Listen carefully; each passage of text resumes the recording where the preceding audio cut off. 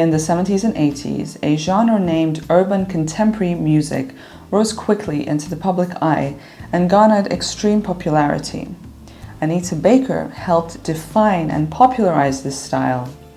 Baker is a world-renowned singer-songwriter whose vocals showcase impressive range and control, boasting around 3 octaves. She portrays a soul sensibility in her voice, opting for long-drawn ballads on love. It is this romantic soul that many think of when Anita Baker is mentioned. Born in the early months of 1958, Anita Baker's birthplace was in the city of Toledo, Ohio. However, she was relocated to Detroit, Michigan at the age of 2, after her mother abandoned her. Baker was interested in the jazz scene as a child, listening to singers such as Ella Fitzgerald and Sarah Vaughan. As she grew into adolescence, Anita Baker began to express her passion for music outwardly by joining her local gospel choir. She steadily did so over the next few years before transitioning over to performing with local bands.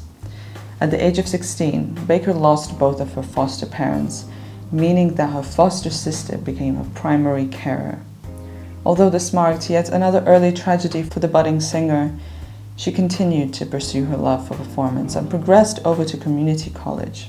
However, Baker dropped out of college soon after in favor of continuing her music career. Performances at clubs and venues became the norm as she joined the funk group Chapter 8 in 1975. Chapter 8 embodied the classic Detroit soul sound of the time. The band released their self-titled debut album, with which Baker's vocals featured in 1979. Although there was a simmering success on the horizon for the band, Baker was removed when their record label, Ariola, was taken over by Arista Records. Arista claimed that Anita Baker did not embody the star quality required for a frontwoman. Quickly, she receded into the normality of life, disheartened and working in retail. She was reluctant to give her dream another try until a former Ariola employee, Otis Smith, encouraged her to embark on a solo career.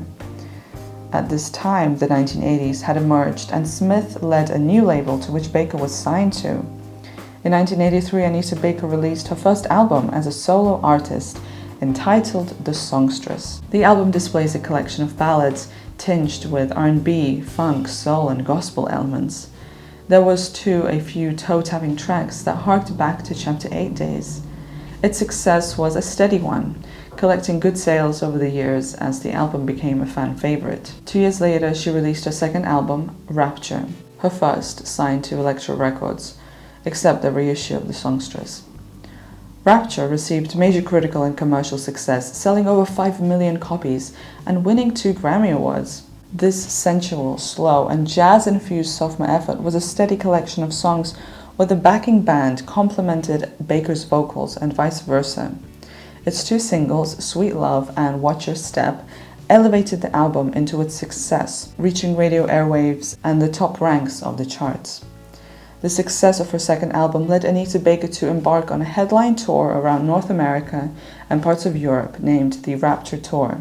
An accompanying record was later released which sold millions of copies. Giving You the Best I Got was the next album follow-up in 1988, where Baker focused once again on luscious R&B and jazz soul music. The album topped the Billboard 200, the R&B album chart, and became 3 times platinum within a year as certified by the RIAA.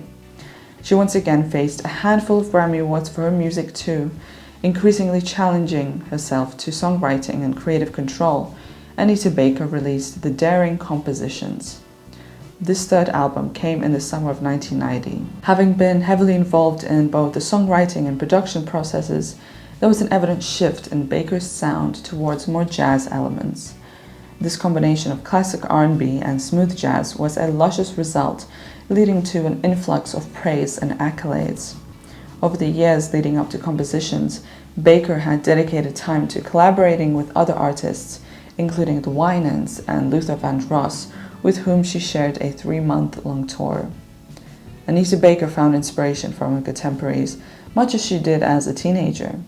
Compositions was accompanied by a tour which did well as the album went platinum. At around the same time, Elektra Records had gained rights to Baker's debut album, The Songstress, which resulted in further sales.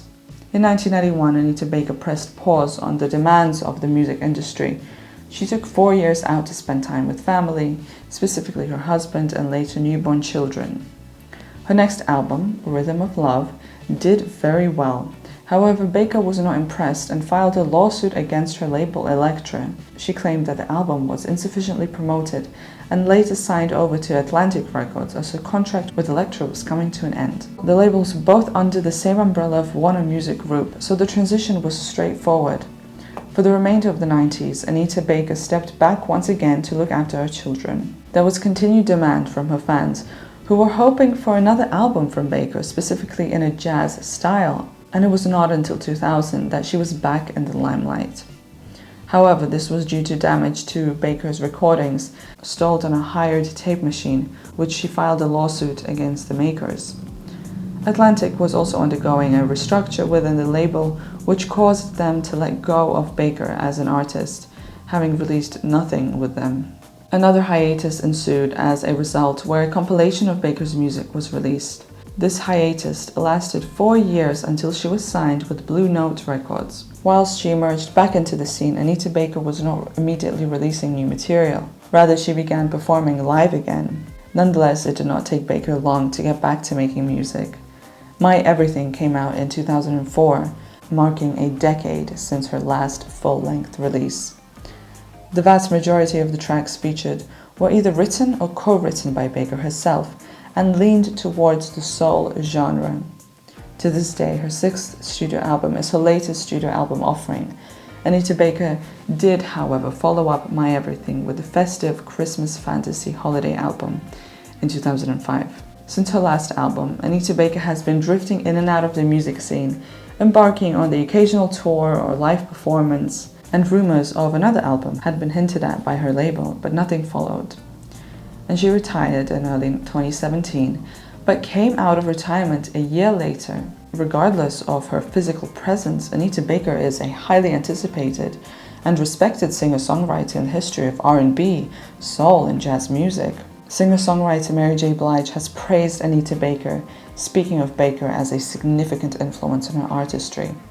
And Baker continues to be an inspirational figure in the contemporary landscape of music, credited for her contribution in the formative years of R&B music.